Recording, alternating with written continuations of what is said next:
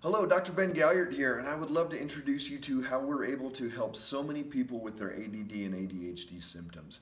When we start thinking about losing focus, not being able to pay attention in the classroom, daydreaming, being hyperactive, bouncing off the walls, getting in trouble at school, all these different symptoms that we're getting, it's really because that brain is out of balance, and not just the brain itself, but the entire body. And that's what I want to show you today, how we're able to figure out exactly where those imbalances are, what we can do to correct them, and how we're able to make the changes in people's lives to where parents come back and they're crying because they have had such a great change. The kids bring flowers for our technicians because they love the experience they've had. They know that they've created in them that ability to succeed in life. So a few things that we start looking at, we start with this triangle, this triad of health with the brain and with ADD. And what we start with on the top is the metabolic state.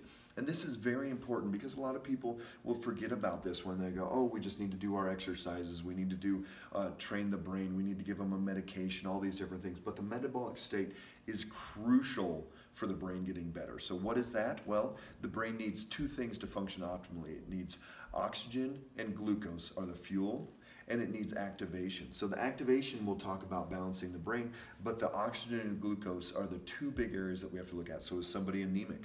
Are they having blood sugar imbalances, highs or lows? Those are all going to be affecting the brain. What's their vitamin D level? Over 20% of children are dangerously low in their vitamin D, which is huge for brain function. We also start looking at thyroid, at liver, at food allergies, at the microbiome. Research shows that the more out of balance the gut bacteria is, the more ADD problems they have, the more symptoms they have. So we've got to address all of these things on the metabolic side. Then we get into the brain balance side, and we've got multiple layers that we have to work through. We have to work through the primal reflexes. So did somebody develop out of their primal reflexes, these things that by 6 to 12 months we should have grown out of? A lot of the kiddos that we work on, they still don't have those gone out of their repertoire. We also get into the cross crawl patterns. Are our children able to do that cross crawl? How long did they crawl? Did they scoot? Did they walk too early? A lot of these different things play into it. And then also the right and left side of the brain. So we should have proper communication, but then we should also not be too dominant on one side or the other. If we are, we can come in and give some very specific exercises to help build up that deficient side, help get them more equal, and that's going to bring a lot of clarity into their daily routines. And then we get into the foundation of what we look at, and that is the start is brain mapping.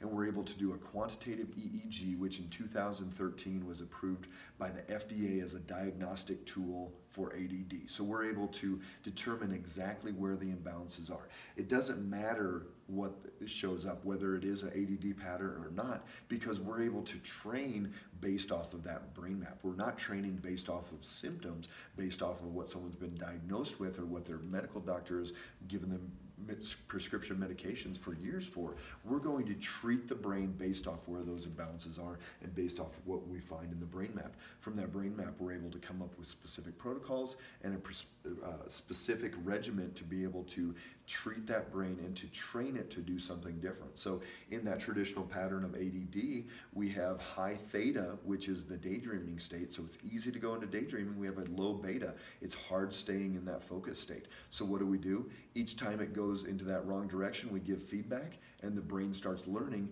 Don't go into those old patterns, learn this new skill. And the great part, we have permanency. There was a study where they compared neurofeedback and Ritalin, and they both decreased the amount of ADD, ADHD symptoms.